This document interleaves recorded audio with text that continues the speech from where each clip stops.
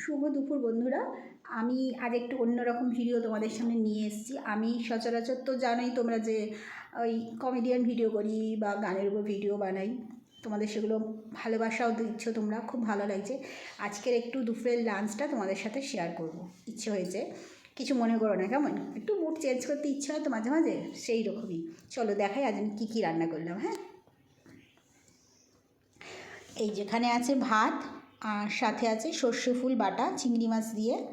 এটি শীতকালে খুবই উপকারী এবং সুস্বাদু বলতে পারো, খাওয়া খুবই ভালো। আর এখানে আছে চিংড়ি মাছ বাদাম বাটা দিয়ে। আমার ছোটো মেয়ে অন্য মাছ খায় না, চিংড়ি মাছ ভালোবাসে, তাই জন্য ওর জন্যই চিংড়ি মাছ করা বাদাম বাটা দিয়ে।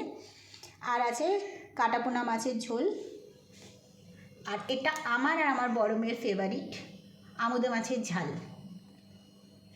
তোমরা কে কে আমুদে মাছের ঝাল খেতে ভালোবাসো আমাকে জানাবে কেমন।